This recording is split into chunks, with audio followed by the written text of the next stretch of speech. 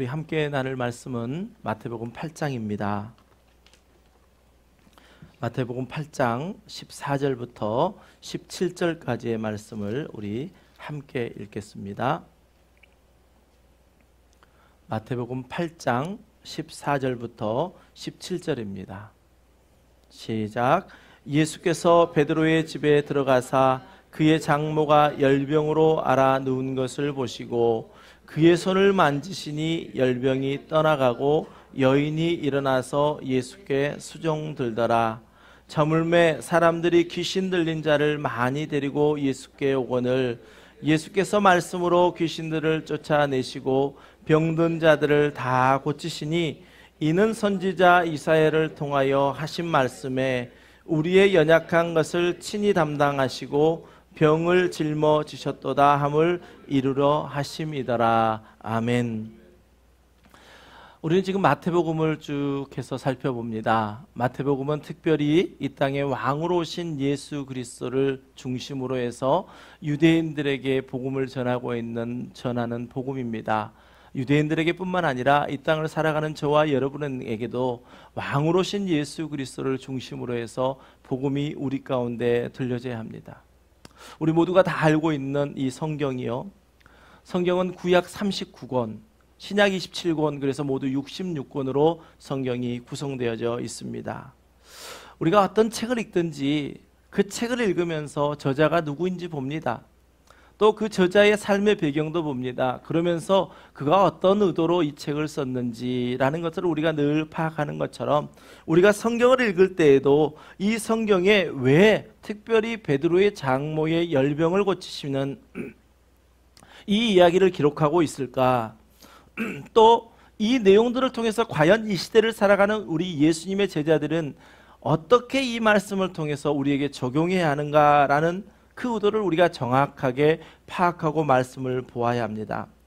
만약에 우리가 성경을 읽으면서 성경이 의도하고 있는 바와 다르게 내 형편과 내 상황에 따라서 그 성경을 그냥 해석해 간다면 그것은 우리가 믿음 생활을 하는데 바른 방향을 잡기가 참 어렵습니다. 그래서 우리는 성경을 읽을 때나 또 성경의 말씀이 우리의 귀로 들려지는 이 설교를 들을 때에도 성경이 말하고자 하는 그 의도를 우리는 잘 바라보아야 합니다. 그런데 다른 책과 다르게 성경은 특별한 것이 있습니다. 특별한 것은 우리가 지혜로 알아지는 것이 아니라 우리 안에 계신 성령으로 말씀이 깨달아지고 알아진다는 것입니다. 말씀을 준비하는 저도 마찬가지입니다. 말씀을 여러 가지 책들을 보면서 잘 하나님의 의도를 잘 파악하려고 애쓰고, 그렇지만 이렇게 정리된 말씀을 이제는 성령에 의지하여 말씀을 선포합니다. 말씀을 선포하는 것입니다. 여러분도 마찬가지입니다. 여러분들의 머리로 지식으로 이 말씀을 깨달아 알려고 하시는 것이 아니라 여러분 안에 계시는 성령님이 이 말씀이 딜리버리 해주심으로 말미암아 내 삶 속에 적용되어질 수 있도록 성령을 의지해야 한다는 것입니다. 그래서 제가 늘 기도할 때마다 저는 이렇게 기도합니다. 말씀을 기록해 하신 성령님, 내가 말씀을 읽고 그 말씀 들을 때에 성령님 나에게 말씀을 조명하여 주시고 깨닫게 하셔서 그 말씀에 순종하게 하여 주시옵소서. 성령을 의지하는 기도를 늘 하면서 말씀을 보고 또 말씀을 준비합니다. 저는 여러분도 정말 성령에 의지해서 말씀을 보고 성령님이 깨닫게 하시는 그 일들에 늘 말씀에 집중되시는 여러분 되시기를 주님의 이름으로 간절히 축원합니다. 그러한 관점에서 정말 성경에는 여러 가지가 성경을 가르치는 중요한 말씀이 있지만 특별히 두 곳에 중요한 말씀이 있습니다. 먼저 디모데후서 3장 16절과 17절 말씀 우리 함께 읽겠습니다. 시작. 모든 성경은 하나님의 감동으로 된 것이로 교훈과 책망과 바르게 함과 의로 교육하기에 유익하니 이는 하나님의 사람으로 온전하게 하며 모든 선한 일을 행할 능력을 갖추게 하려 함이라. 아멘. 특별히 우리가 보는 성경은 성령의 감동, 즉 하나님의 감동으로 되었다, 즉 성령에 의해서 기록되었다라고 말씀하고 있습니다. 다시 말하면 성경의 저자는 누구라고요? 성령님이시라고요. 성령님이 성경의 저자라는 것입니다. 여러분 한번 생각해 보십시오. 성경 구약 창세기서부터 요한계시록까지 66권의 성경이 기록된 그 기간을 보니까 1600년 동안 기록되어져 있습니다. 창세기 시작부터 요한계시록까지 약 1600년에 걸쳐서 성경이 완성되었습니다. 그리고 성령을 받았던 40여 명의 사람들이 성령의 감동으로 말미암아 이 성경을 기록하였습니다. 그런데 여러분, 이렇게 오랜 시간 동안 또 수많은 사람들에 의해서 성경이 기록되어졌는데 우리가 믿는 것은 무엇이냐? 성경의 모든 말씀은 하나님의 말씀이다 라는 것입니다.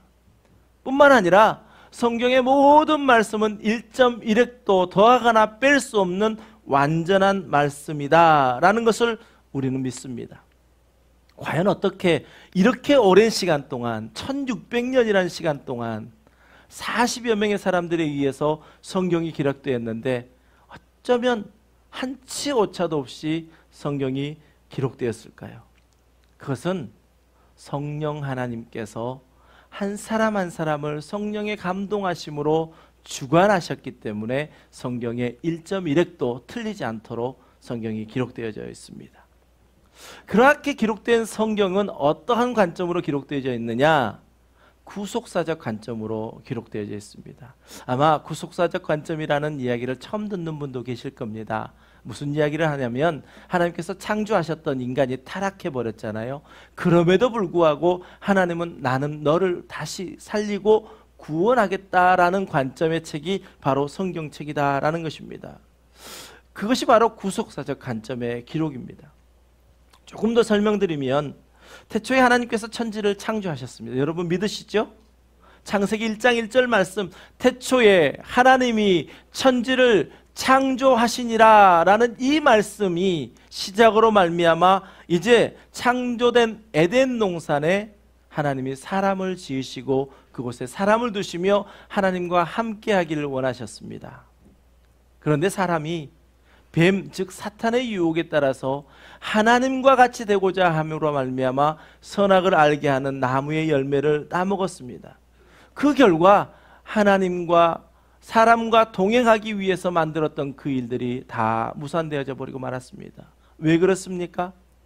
하나님은 거룩하신 분이십니다. 그래서 죄인과는 함께 할 수가 없습니다.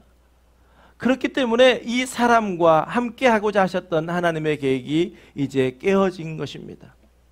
하지만 하나님께서는 결코 거기에서 포기하지 않으셨습니다. 내가 만든 내 백성을 내가 끝까지 구원함으로 말미암아 다시 회복시킴으로 말미암아 나와 영원토록 함께 교제하며 함께 지내겠다라고 말씀하셨습니다.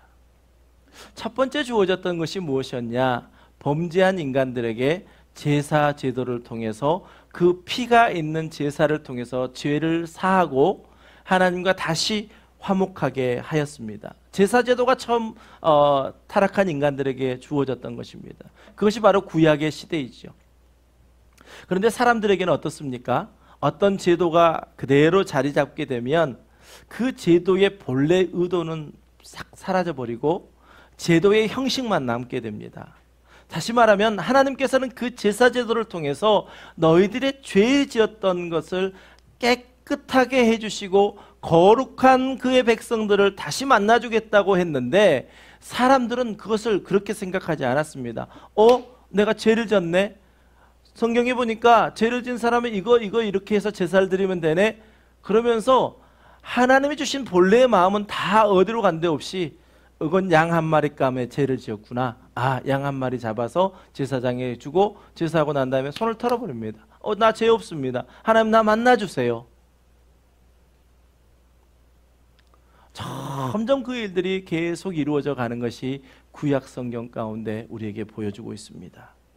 그 결과 하나님께서는 이제 그렇게 마음 빠져버린 그 제사를 더 이상 받기를 원치 않으셨습니다. 그리고 말씀하십니다. 너의 마음을 내게 좀 달라. 내가 너희를 사랑하고 너희가 나를 사랑하는 그 마음을 내가 받기를 원하는 것이지 형식적인 그 제사를 받기를 원하지 않는다. 그러면서 성경, 구약 성경의 마지막인 말라기서에서 1장 1절과 2절에서요 이렇게 말씀하십니다. 우리 함께 한번 읽어보겠습니다. 시작. 여호와께서 말라기를 통하여 이스라엘에게 말씀하신 경고라. 여호와께서 이르시되 내가 너희를 사랑하였노라 하나 너희는 이르기를 주께서 어떻게 우리를 사랑하셨나이까 하는도다. 이 말씀에서 보여진 것처럼 내가 너희를 사랑한다, 사랑한다, 사랑한다라고 외치는데 하나님이 언제 우리를 사랑했습니까? 라고 이야기한다라는 것입니다. 하나님은 하나님이 만드신 백성들 가운데 간절한 마음으로 사랑을 외쳐주셨습니다. 너희들 나에게 돌아와야 돼. 너희들은 나의 피조물이야. 나와 함께 화목되어질 때 너희들의 인생이 아름다운 인생이 되어질 수 있다라고 그렇게 외쳤지만 사람들은 그 형식에만 얽매여 하나님께 나아가고자 했습니다.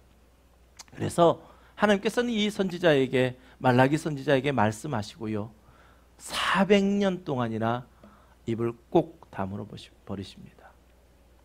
구원하겠다, 내가 너희를 구원하겠다, 구원하겠다 계속 외쳤던 그 말씀이 400년 동안 그대로 멈춰버린 것입니다. 생각해 보십시오. 400년이라는 시간에 침묵이 흘렀는데요, 사람들 속에서는 점점 하나님의 구원이 잊혀지지 않았겠습니까? 정말 하나님이 우리를 구원하신다고 그랬나?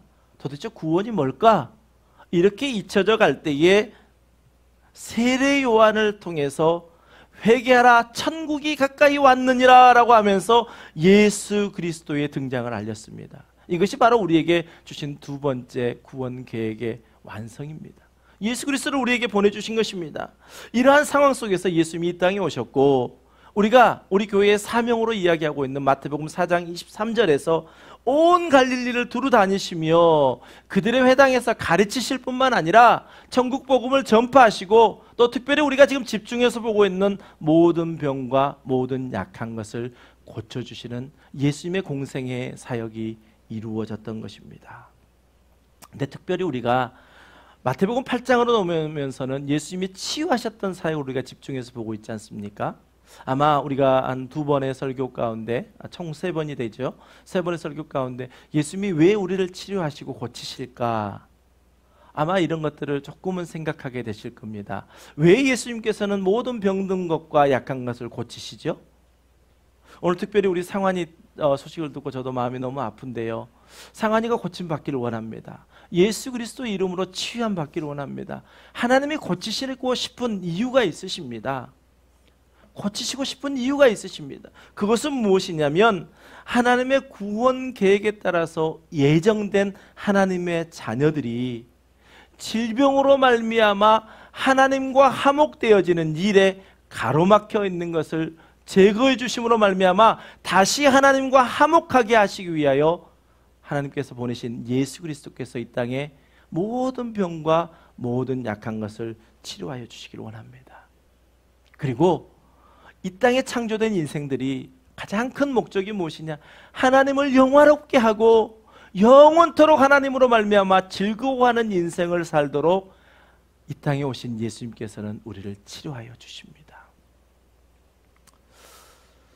성경을 크게 네 부분으로 나눠볼 수가 있거든요. 성경 66권이 참 많은 책이지만 네 가지로 딱 간략하게 나눠볼 수 있습니다. 성경의 사건은 첫째는 무엇입니까? 창조의 사건이 있습니다. 그리고 타락의 사건이 있습니다. 그리고 또 한 가지는 구원하시겠다라는 구속의 사건이 있습니다. 그리고 마지막에는 새 하늘과 새 땅을 창조하시겠다라는 새 창조의 메시지가 있습니다. 그런데 성경 66권 중에요, 창조의 기사는 창세기 1장과 2장 두 장에 있습니다. 타락의 기사는 3장에 있습니다. 3장 말미부터 요한계시록 19장까지요. 요한계시록 20장까지, 그러니까 21장과 22장을 남겨둔 이 수많은 내용이요, 구속에 관한 이야기입니다. 내가 너희를 구원하겠다, 내가 너희를 얼마나 사랑한 줄 아느냐 라는 말씀이 수없는 말씀 가운데 있다라는 것입니다. 그리고 요한계시록 마지막 21장과 22장에서 새하늘과 새 땅을 이야기하고 있습니다. 그렇다면요, 성경의 전체적인 이야기는 무엇입니까? 구원하시겠다. 또 오늘 병고침에 대한 이야기를 들을 때는 무엇입니까? 병고침, 병으로 말미암아 하나님과 화목하지 못하는, 즉 구원에 가까이 가지 못하는 그 인생들을, 그 병을 치료하여 주심으로, 제거하여 주심으로 하나님의 구원에 나오게 하겠다라는 하나님의 놀라운 계획입니다. 여러분, 성경 어디를 찾아봐도요, 하나님의 구원의 계획을 우리는 찾을 수 있어야 합니다. 그런 관점에서 예수 그리스도, 이 성경의 모든 이야기는 예수 그리스도라고 하는 성경의 말씀이 있습니다. 우리 함께 요한복음 5장 39절 함께 읽습니다. 시작. 너희가 성경에서 영생을 얻는 줄 생각하고 성경을 연구하거니와 이 성경이 곧 내게 대하여 증언하는 것이니라. 아멘. 성경은 예수 그리스도를 보여주는 책입니다.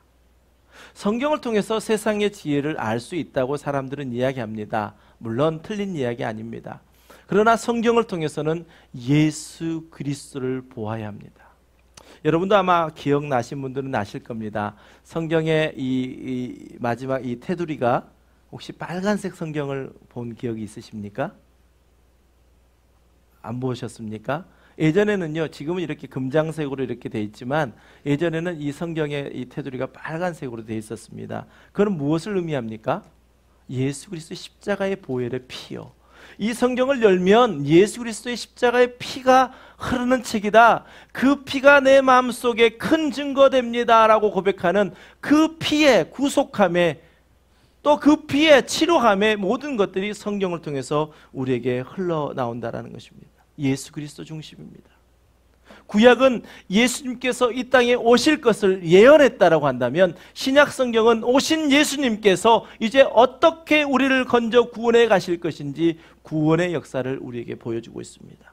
오늘 본문 말씀이요, 오늘 본문 말씀의 17절 말씀에 보면, 이는 선지자 이사야를 통하여 하신 말씀에 우리의 연약한 것을 친히 담당하시고 병을 짊어지셨도다 함을 이루려 하심이더라 라고 성경이 이야기하고 있습니다.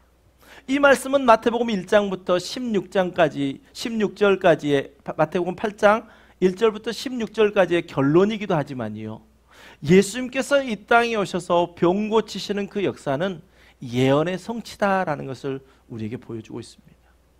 예언의 성취라는 말이 우리에게 어떻게 위로가 되고 소망이 되어집니까? 이미 예언되셨던 것은 우리의 힘과 노력이 아니라 하나님의 신실하심으로 반드시 이루실 것을 믿기에 우리에게 소망이 되어집니다.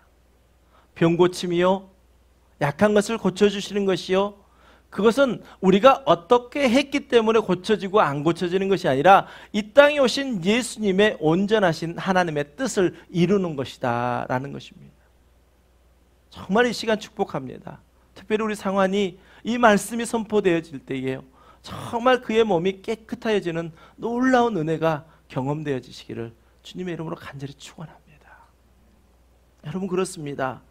이 17절 말씀 가운데 정말 예수님의 병 고치심이 우리의 선택, 아니 우리의 어떤 것이 아니라 하나님의 계획이시다는 것, 그것을 우리는 다시 한번 기억해야 될 줄 믿습니다. 우리 함께 17절 말씀을 읽습니다. 시작.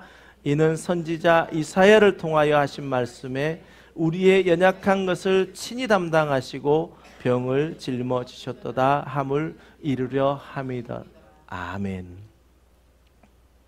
특별히 마태는 이 마태복음을 기록하면서 시대적 순서에 따라서 말씀을 기록한 게 아니라 주제별로 기록했습니다. 오늘 이 말씀도 원래 우리가 지난번 5장부터 7장까지 살펴보았던 산상설교 이전에 있었던 일이거든요. 그런데 특별히 예수님의 병 고치심에 대한 그 예언의 성취를 우리에게 말씀해 주고자 주제별로 묶어서 병 고치는 사건들을 함께 모아놓은 것입니다. 그렇다면 오늘 우리가 읽었던 이 베드로 장모의 열병을 고치신 사건, 또 귀신 들린 자 사람들을 고쳐준 그 이야기 속에서 과연 이 땅에 사는 저와 여러분에게는 무엇을 가르쳐 주시고 싶으셔서 이 말씀을 적었을까요? 우리 14절과 15절 말씀을 다시 한번 읽습니다. 시작. 예수께서 베드로의 집에 들어가사 그의 장모가 열병으로 앓아 누운 것을 보시고 그의 손을 만지시니 열병이 떠나가고 여인이 일어나서 예수께 수종들더라. 아멘. 우리는 지금 마태복음 8장에 들어오면서 첫 번째는 나병 환자를 보았습니다. 그리고 두 번째는 중풍병자를 보았습니다. 그러면서 우리가 그렇게 이야기했습니다. 아, 그래. 정말 내가 영적 침체 가운데 빠져 있는데 그 생활을, 그 시절을 뒤돌아보니까 그 시작이 아주 정말 조그만 나병의 반점과 같은 것으로 시작되었었는데 영적 침체가 점점 깊어지면서 내 손가락 발가락이 잘려나가고 내 코가 짓눌리고 눈이 빠져나가는데도 고통을 모르는 영적 침체 가운데 빠져있다. 아, 그렇구나. 내가 나병에 걸린 자구나. 이렇게 우리는 깨달을 수 있었습니다. 또 중풍병자도 마찬가지였었습니다. 중풍병에 걸렸던 사람을 통해서 내가 정말 예수 그리스도를 믿음으로 선을 행하고 싶으나 내 손과 발이 마음대로 움직이지 않아서 내 안에서 악을 내보내는 그러한 삶을 살고 있는 나를 보니까 야, 내가 중풍병자구나. 이렇게 우리는 깨달을 수 있었습니다. 네, 성경을 통해서요, 이만큼 적용할 수 있는 건 정말 대단한 것입니다. 정말 대단한 것입니다. 그런데 우리가 신앙생활하면서요, 이제 우리는 그 정도는 됩니다. 아, 말씀 보면서 내가 나병과 같은 질병에 빠져 있구나. 내가 중풍병에 같은 그러한 질병에 빠져 있구나. 그런데 여기에서 중요합니다. 이것을 깨닫게 하신 그 상황 가운데 앞으로 어떻게 할 것인가라는 것이 우리에게 정말 중요하다라는 것입니다. 깨닫게 하셨습니다. 그럼 우리는 어떻게 합니까? 이제 내가 스스로 중풍병을 고치려고 그러고요, 내가 스스로 나병을 고치려고 달려든다라는 것입니다. 여러분, 그렇지 않습니까? 나의 노력으로, 나의 힘으로 내게 발견된 것들을 내가 고치고 내가 회복하고 내가 다시 돌아서려고 우리는 애쓰고 있다는 것입니다. 예수님을 통하여 그것이 발견되게 하셨다면 우리는 어떻게 해야 되냐? 조금 더 기다려야 합니다. 더 깊은 은혜 속에서 예수 그리스도의 은혜를 체험으로 말미암아 예수님이 나를 만져주시고 치유하심을 우리는 경험할 수 있어야 되는데, 깨닫게 하시는 그 감격에 너무 커서 우리 스스로가 움직여버리고 마는 것입니다. 기도할 때도 그런 경험 있지 않으십니까? 기도를 하는데 하나님께서 내게 정말 하나님의 마음을 주십니다. 그 하나님의 마음을 주시니까 너무 기쁜 나머지 벌떡 일어납니다. 야, 하나님께서 내게 이런 마음을 주셨어. 그러면서 자기가 뭔가를 막 해버리게 되어지는 거지요.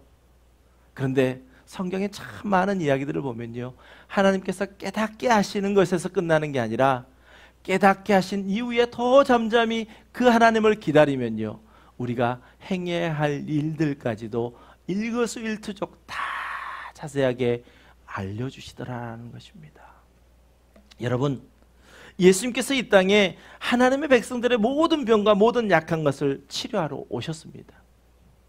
우리가 말씀 속에서 예수님을 만나고 내 안에 있는 영적 질병을 발견할 수 있었다면 이제 우리는 그 치유하심까지 온전히 예수님께 내어 맡겨 드려야 한다라는 것입니다.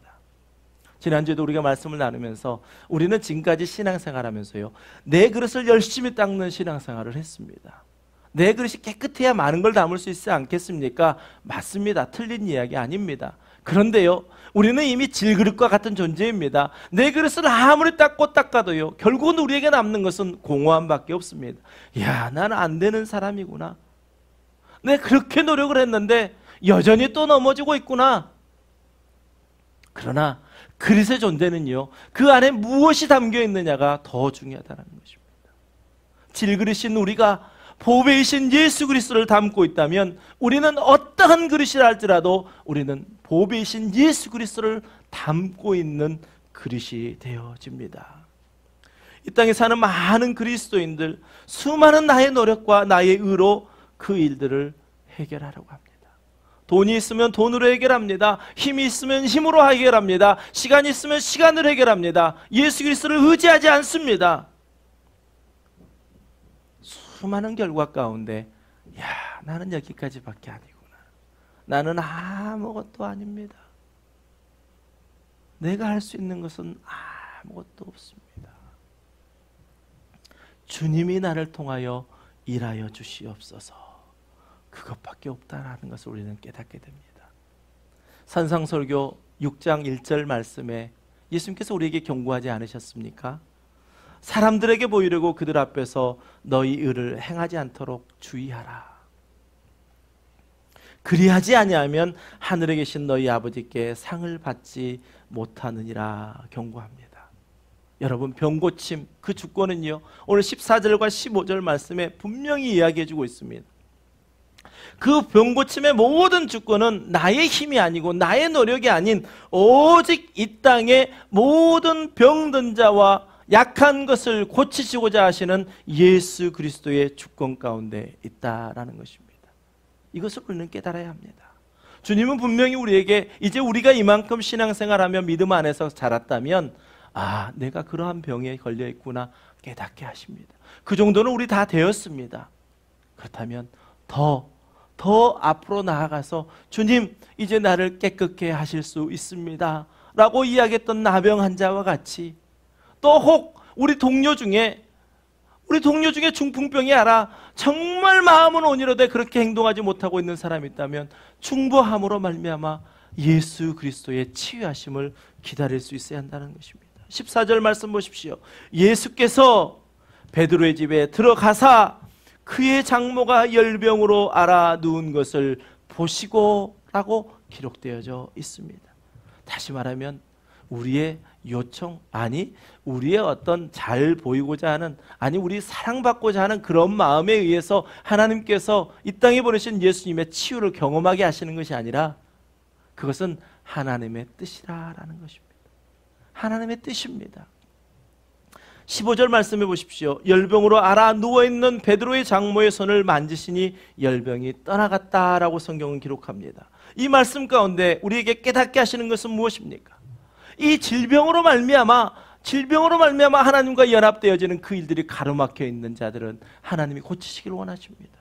그러나 앞에서 강조했던 것처럼 그것을 깨닫게 되었다고 내가 그것을 고치려고 하고 내가 그것을 회복시키려고 한다면 그것은 헛수고에 불과한 것입니다. 그럼 여러분, 우리는 어떻게 해야 합니까? 우리는 어떻게 해야 합니까? 말씀 속에서 예수 그리스도를 만나야 합니다. 이 시간 예수님을 만나야 합니다. 예수님을 만나면 내 환경이 변화되어지는 것은 아니지만요, 내 존재가 완전히 변화되어서 그래, 나는 예수 그리스도를 믿음으로 하나님의 아들이 되었지, 하나님의 자녀가 되었지, 내 존재가 바뀌어서요, 그 존재가 바뀜으로 말미암아 내 안에 천국이 이루어지는 것입니다. 그러니 우리가 가장 신앙생활하면서 우선해야 할 것은 무엇이냐? 예수 그리스도 만나는 것입니다. 여러분 축복합니다. 이 시간 말씀 가운데 성령의 역사하심으로 예수 그리스도를 만나게 되시기를 주님의 이름으로 축복합니다. 또한 우리 안에 있는 질병, 몹쓸 병, 그 병이 예수 그리스도를 만남으로 치유함 받으시기를 주님의 이름으로 간절히 축원합니다. 그렇게 되면 15절 말씀 보십시오. 그의 손을 만지시니 열병이 떠나가고, 그렇게 어떻게 됩니까? 여인이 일어나서 예수께 수종들더라. 아멘.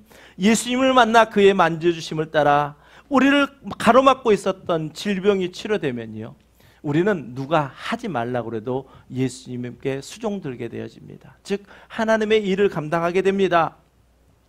이 땅에 오신 예수님께서 이 땅에 있는 예수님의 제자들의 모든 병과 모든 약한 것을, 즉 가로막혀 있는 그 병을 다 허물어 주셨습니다.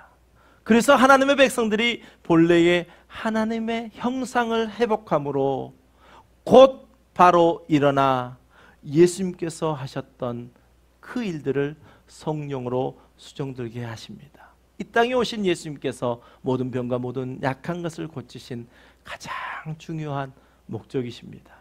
그러므로 여러분, 교회 생활 하시면서요, 교회 어떤 일들이 여러분에게 부담으로 다가오신다면 절대 걱정하지 마십시오. 여러분에게 기쁨이 아니라 부담으로 다가오신다면 그때는 그대로 멈추셔야 됩니다. 절대 하시면 안 됩니다. 그 부담적인 일들을 내 의로, 내 인간적 욕심으로 하게 되면요, 그분은 100% 실족하게 되어 있습니다.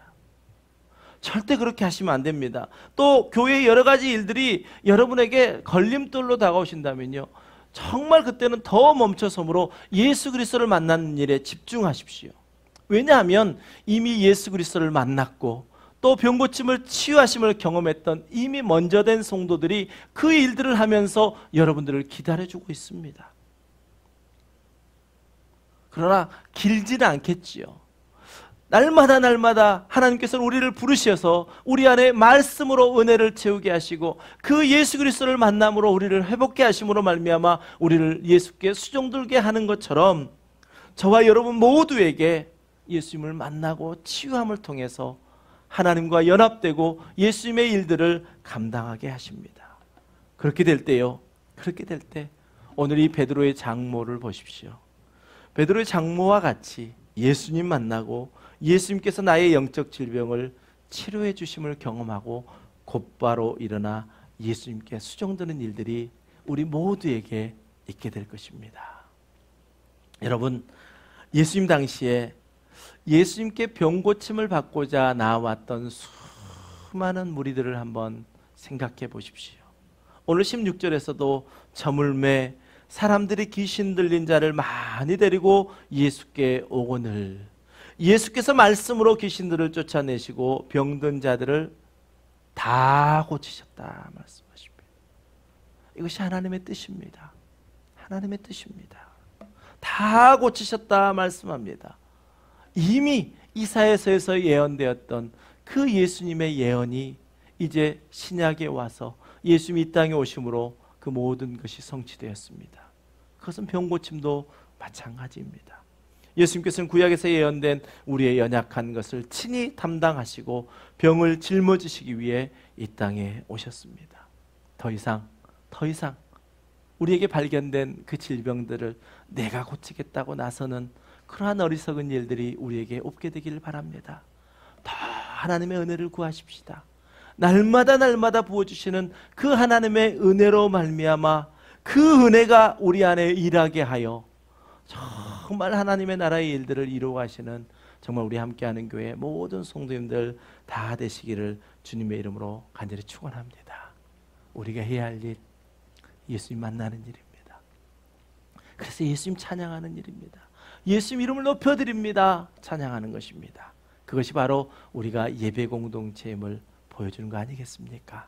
이 시간 우리 함께 말씀을 생각하며 찬양하실 때요, 정말 마태가 기록했던 이 상황 속에서 예수님이 치료하셨던 그 일들 속에 수많은 무리들이 예수님을 따랐던 그 일들을 우리의 영적 환상 가운데 보시면서, 그래, 나도 나를 예수님께 온전히 내어 나와야지, 모든 무릎이 꿇어 경배했던 것처럼 내가 이 시간 무릎을 꿇고 주님께 경배해야지, 그러한 믿음이 우리의 고백이 되어지기를 원합니다.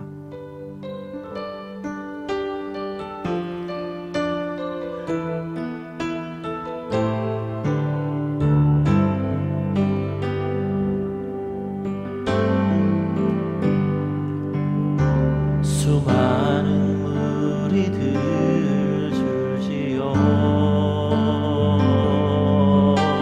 그분을 보기 위해 따르네. 평범한 모습이신 그분 앞에 모든 무릎이 꿇어 경배하네.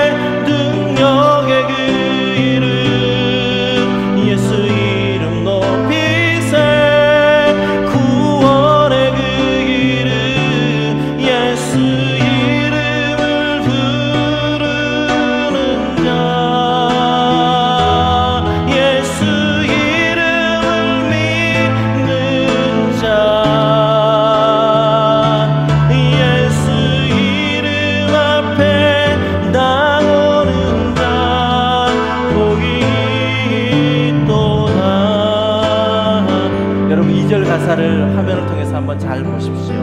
나의 계획이 실패하고 나의 소망이 끊어질 때, 이때가 바로 우리가 나병에 걸렸을 때 아닙니까? 우리가 중풍병에 걸렸을 때 아닙니까? 그들에게 소망이 없습니다. 더 이상 그의 계획이 없습니다. 그러나 그때 예수님께서 만나주시고 그때 예수님께서 치료하여 주신다 말씀합니다. 삶의 주관자 되신 그분 앞에 나의 무릎이 꿇리는 그 시간이 시간 되기를 원합니다. 우리 다시 2절 찬양합니다. 나의 계획이 실패하고 나의 소망이 끊어질 때 삶의 주관자 되신 그분 앞에 나의 무릎을 꿇어 경배하네. 나의 삶을 그분께 맡길 때 비로소 나의 마음 평안해. 구원의 반석 되신 예수의 이름을 소리 높여 찬양하네.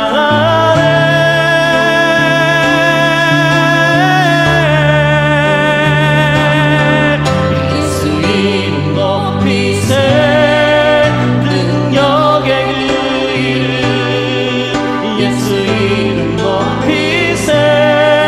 구원의 그 이름 예수 이름을 부르는 자 예수 이름을 믿는 자 예수 이름 앞에 나오는 자 복이 있도다. 예수 이름 높이세. 이름 높이세. 능력의 그 이름 예수 이름 높이세. 구원의 그 이름 예수 이름을 부르는 자 예수 이름을 믿는 자 예수 이름 앞에 나오. 이 시간 우리 함께 통성으로 기도하실 때요, 오늘 말씀을 생각하십시다. 우리에게 깨닫게 하셨다면 더 나아감으로 예수님 앞에 온전히 무릎 꿇는 우리들 되게 하여 주시옵소서. 함께 통성으로 기도하겠습니다. 그렇습니다. 나의 계획이 실패했습니다. 나의 소망 또한 끊어졌습니다. 삶의 주관자 되신 예수님 앞에 아버지 내를 온전히 내어놓습니다. 아버지, 하나님과 가로막혀 있는 그 질병으로 말미암아 안타까워하시는 이 땅에 오신 예수님께서는 우리의 모든 병과 모든 약한 것을 다 제거해 주시기를 원하십니다. 이 시간 아버지 하나님, 우리 상한이를 치료하여 주시옵소서. 우리 성도 한 사람 한 사람 안에 있는 아버지 하나님이여, 영적 질병이 아버지 완전히 치유받기를 원합니다. 아버지, 우리가 하려고 해서는 안 됩니다. 우리는 아무것도 아닙니다. 오직 구원자 되신, 삶의 주권자 되신, 치료자 되신 예수 그리스도께 온전히 우리를 맡길 때에 예수님이 우리를 치료하십니다. 아버지 하나님이 역사하여 주시옵소서. 아버지 하나님 함께하여 주시옵소서. 아버지 하나님 우리를 도와주시옵소서. 아버지 하나님의 영역을 침범하는 우리 어리석음이 아니라 온전히 아버지 하나님 질그리신 내가 내 안에 예수 그리스도를 담음으로 말미암아 아버지 하나님이여 보배로운 자가 되게 하여 주실 뿐만 아니라 날마다 내 안에 계시는 성령으로 말미암아 치유함을 받고 회복되어지는 아버지 그 은혜가 우리 가운데 들어 주여 도와주시옵소서. 아버지, 이 시간 함께 예배한 성도들 한 사람 한 사람이 치유함 받고 회복됨으로 말미암아 예수께 수종되어지는 아버지 그 일들이 우리 가운데 있기를 원합니다. 아버지 하나님이 함께하여 주시옵소서. 예수 이름 높이세. 예수 이름 높이세. 능력의 그 이름 예수 이름 높이세. 구원의 그 이름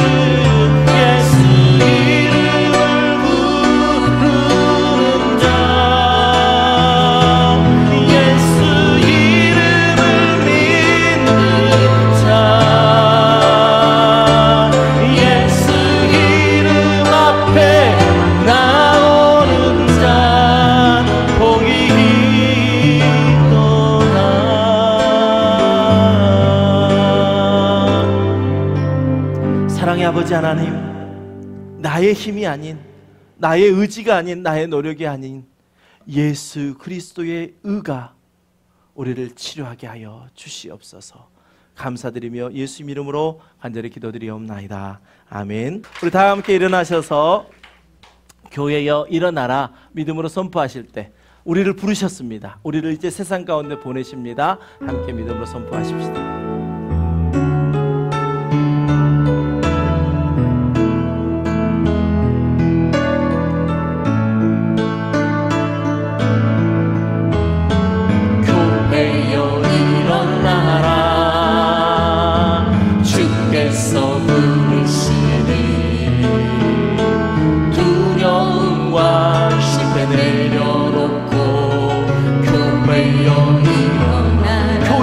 일어나라.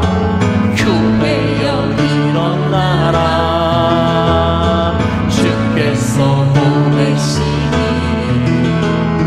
우릴 부르신 삶의 자리에서 교회여 일어나라. 우린 세상에 하나님의 편지 주의 교회를 통해 세상이 주를 아버지의 사랑으로 일어나기를 원합니다. 일어나라. 아버지 사랑으로, 아버지 능력으로 서로 하나 되어 그 빛을 비추라. 노래하라. 아버지의 사랑을,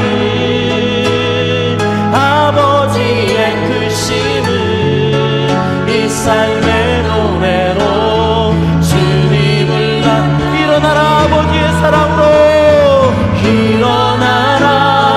아버지 사랑으로, 아버지 능력으로 서로 하나 되어 그 빛을 비추라. 노래하라.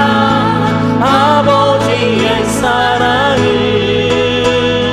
아버지의 크심을 이 삶의 노래로 주님을 나타내라.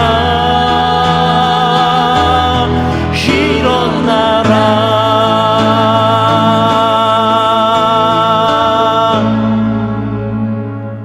이제는 우리를 치료하시고 회복시키시는 예수 그리스도의 은혜와 하나님 아버지의 극진하신 사랑과 성령님의 감화감동 내주 교통하심의 역사가 하나님께서 우리를 구원하실 계획을 세우시고 예언하셨던 일들을 예수님께서 성취하셨음을 보면서 우리에게도 가로막혀 있던 영적 질병이 예수님으로 치료되기를 기대하며 이 시간 함께 예배한 모든 성도님들의 머리 위에 이제부터 영원까지 함께 하시기를 간절히 축원하옵나이다. 아멘.